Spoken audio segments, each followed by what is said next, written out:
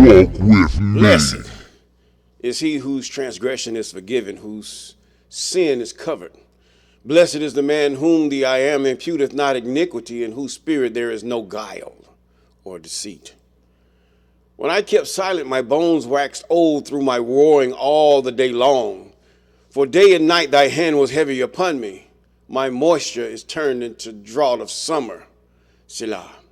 I acknowledge my sin unto thee, and my iniquity have I not hid. I said, I will confess my transgressions unto thee, I am. Thou forgavest the iniquity of my sin, Selah. For this shall every one that is godly pray unto thee in a time when thou mayest be found. Surely in the floods of great waters they shall not come nigh unto him. Thou art my hiding place. Thou shalt preserve me from trouble. Thou shalt compass me about with songs of deliverance. Selah. I will instruct thee and teach thee in the way which thou shalt go. I will guide thee with mine eye. Be ye not as the horse or as the mule which have no understanding, whose mouth must be held with bit and bridle, lest they come near unto thee. Many sorrows shall be to the wicked, but he that trusteth in the I am, mercy shall compass him about. Be glad in the I am, and rejoice, ye righteous. Shout for joy, for all ye that are upright in heart. Psalms chapter 32. Deliver me from the hands of evil spirits who have sway over the thoughts of men's hearts. And let them not lead me astray from thee, my God. Establish thou me and my seed forever, that we go not astray henceforth and forevermore. Jubilees chapter 12 and verse 20. Yes, good morning, good afternoon, good evening, those of you on TikTok and YouTube. I'm T Clay 213 on TikTok, and I am Tyrone, Mr. Clay on YouTube. And we thank God for those of you that have joined us since the beginning, and those of you who have came here and there's about, and those of you that are about to subscribe or follow, and those of you that have just subscribed or followed. And we thank God for you. We call those things that are not as though they are. Yes, good morning, good afternoon, good evening. Yes, a beautiful day, a beautiful day. Yes, if you've called yourself cooking lamb chops or whatever chops you call yourself, a leg of lamb, all this, you're wrong. You're wrong as far as the Passover is concerned. Until God gives you that land or that place where you can actually observe the Passover. It's good because you have to roast the whole lamb in fire. Call those near and far that are of the same peoples. And you all sit in the house or your house or in a hall somewhere and you eat. You don't have to do the doorposts with lintels. That was for that time. No, you don't have to do that. It's just for remembrance sake. To remember that God will deliver the remnant of Israel. He will deliver the remnant of Jacob. And all those evil things will pass over. They will pass by. Yes, there's a time coming. There's a time coming. Yes, repentance, let's call it near your heart is what determines whether you're forgiven or not. It's your heart, to tell you the truth. The heart is everything. Even in our obedience in sacrificing unto the Most High, lambs, bullocks, calves, red calves, or whatever we sacrifice, it's the heart. When the heart says, I will not do it again and I'm sorry for what I did, then that's when God accepts it. But when the heart all sacrifices and then goes back and do the same things over and again, God doesn't accept it. Even though the priest might have sacrificed it every year, every day, there's a sacrifice going up. But it's for those who have given their hearts and says, I will never do this again. Like a burnt child dread fire, that person would dread doing that transgression over again. This is what it's all about. Sacrificing and even the Passover. Passing over. Coming, having fellowship together. Being of one mind, the same mind.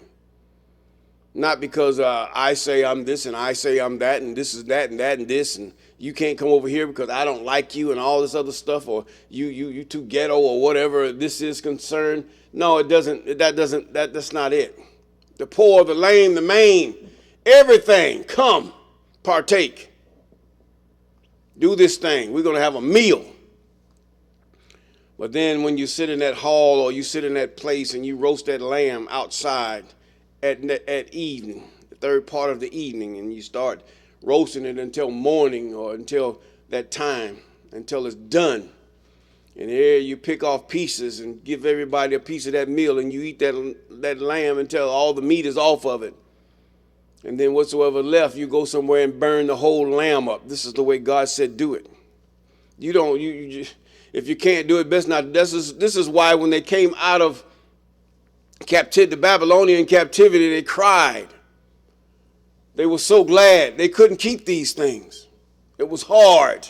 They tried. Maybe some did try. Even during the time of the Great Inquisition, the Spanish Inquisition, they tried. They couldn't keep them.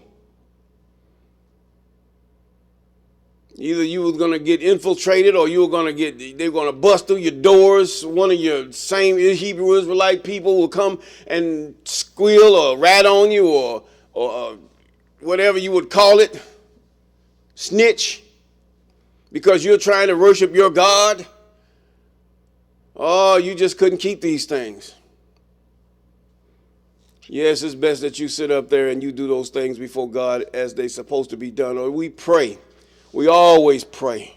We pray for God to give us that day whereby we can worship him and worship him the way he desires for us to worship him and not like anything else or as prescribed by any man. But regardless, let's get into the book of Enoch. No, the book of Jasher. The book of Jasher, yes. Sometimes I talk so much I forget where I'm at. Or I forget what book I'm in. But anyway, we thank God for you, and you. And we ended with the 12th verse of the 7th chapter. I believe that's the 7th chapter. Yeah, the 9th chapter. I'm sorry. We ended at the 7th verse of the 9th chapter of the book of Jasher. Okay.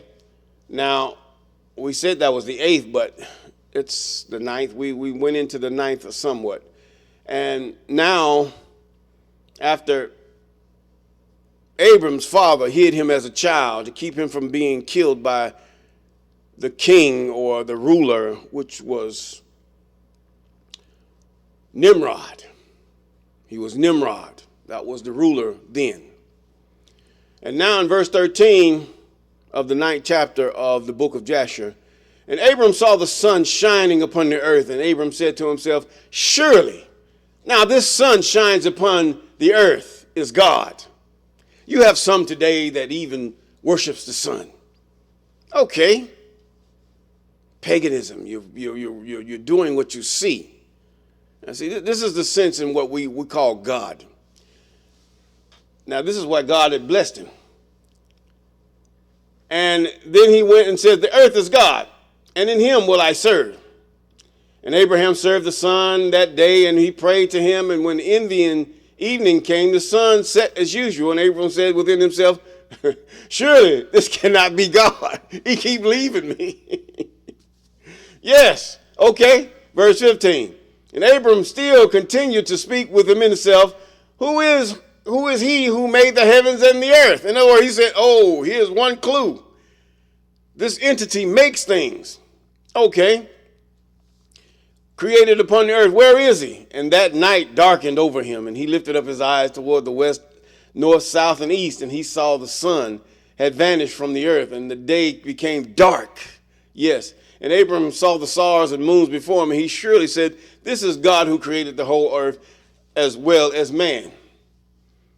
And behold, these his servants are gods around about him. And this is the angel talking to Moses. Now, this really is the angel. According to Jubilees, there was an angel talking to Moses, giving him this history, because it all had got lost in Egypt. That had to be the only logical explanation of why these writings were not available. Now, And behold, as these his servants are gods around him, Abraham served the moon and prayed to it all night. Okay. And in the morning, when it was light, the sun shone upon the earth as usual. Now here comes his other god. This is why God hates idolatries. These are the things that have been made. And in the morning, when it was light, the sun shone upon the earth, and Abraham saw all the things that the I am God had made upon the earth. And Abraham had said to himself, surely these are not the gods that made the earth. He's talking about the sun and the moon. These are not the gods that made the earth and all mankind, but these are the servants of God. Yes, even in the book of Enoch, it says, these are the servants of God. They serve to bring light unto man. They serve to bring him light at night and light during the day. And they serve as a time of measure that man might measure his days upon the earth. Now these things also, but these are the servants of God. And Abraham remained in the house of Noah, and there knew the I am and his ways. And he served the I am. You know, that one I can't see. The things that have been made. You can imagine what the writer of that passage in the New Testament have said, or so-called New Testament. He said that the things that we see were made by that which we do not see. Abraham understood. He was talking about the ways of Abraham. Did not he get these things from the book of Enoch? Now, he said, and he served the I am all the days of his life, and all that generation forgot the I am and served other gods of wood and stone and rebelled all their days. See, they asked these same questions, but they arrived to absolute answer to themselves. Oh, this must be God. This must be God. This must be God, because I can see it. But yet even his father had an idol for every day of the week. But anyway, verse 20, and Nimrod reigned securely, and all the earth was under his control, and all the earth was of one tongue, and the words of union. And all the princes of Nimrod and his great men took counsel together, Phut, Mizraim, there we go, Cush, and Canaan and their families. And they said to each other, come, let us build ourselves a city in a strong tower and its top reaching to heaven. And so you got to realize these spirits, these evil spirits, these backslidden spirits that have rebelled against God also have put these thoughts in their mind also. Now, this is what's going on. Now, we will make ourselves famed so that we may reign upon the whole world, in order that the evil of our enemies may cease from us, that we may reign mightily over them, that we may not become scattered over the earth on account of their wars. And they all went before the king, and they told the king these words, and the king agreed with them in this affair, and he did so. We're hearing a bunch of devils talking to a devil. All right, now in 23, all the families assembled, consisting of about 600,000 men, and they went to seek an extensive piece of ground to build a city and tower. And they sought in the whole earth, and they found none like one valley at the east of the land of Shinar. Now, this is really the idea behind churches. It's really the assembly houses and all these things to reach to God, to have an assembly. So when things come, we have our own little clique here. Okay, this is what they're saying. We have our clique.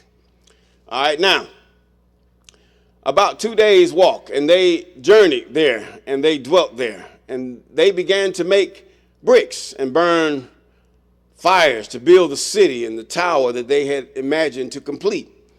And the building of the tower was unto them a transgression and a sin.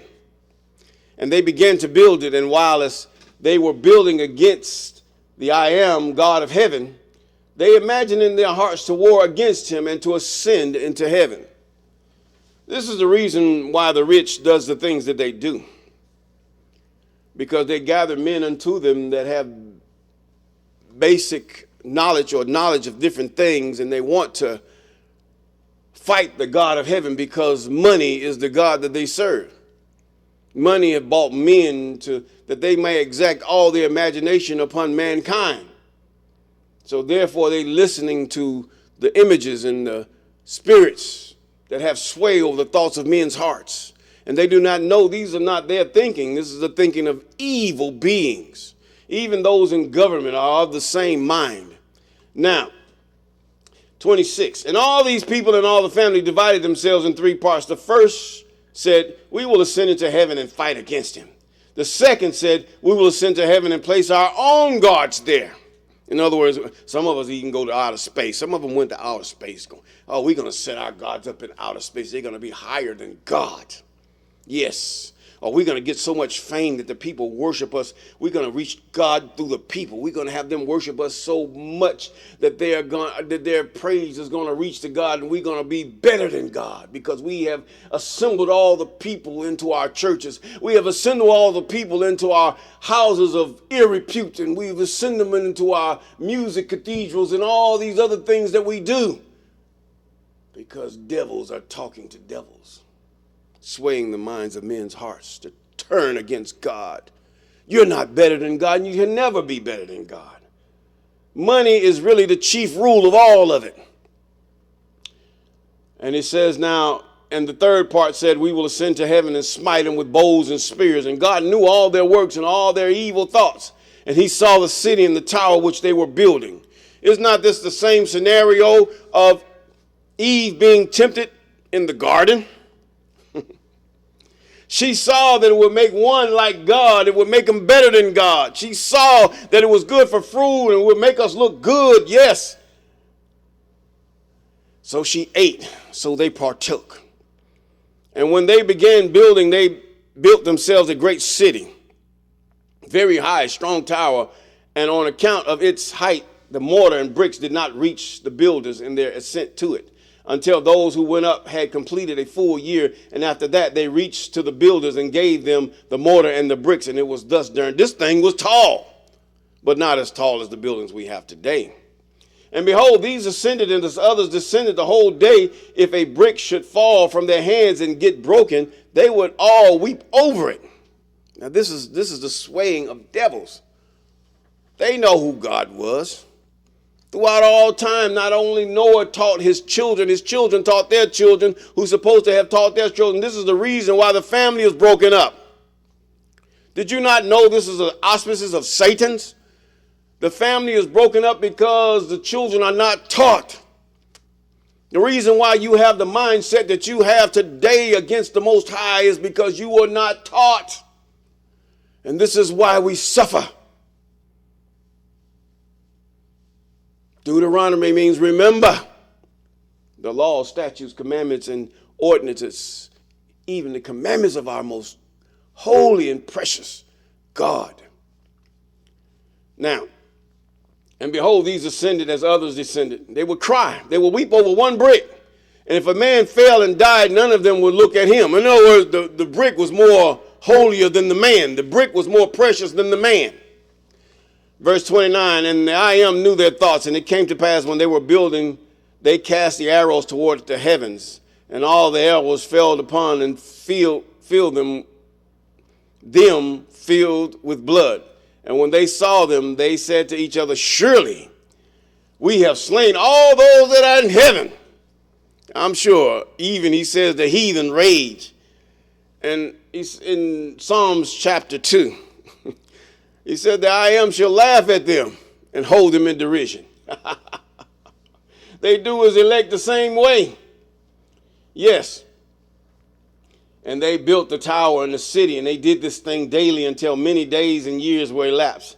And God said to the 70 angels who stood, or messengers who stood, or the 70 spirits who stood foremost before him, these are the angels of presence, to those who were near him. See, Revelation says 70 elders, but I think these were 70 angels or 70 spirits who stood foremost before him, to those who were near him, saying, come, let us descend and confuse their tongue, that one man shall not understand the language of his neighbor. And they did so unto them. And with that, we're going to say peace.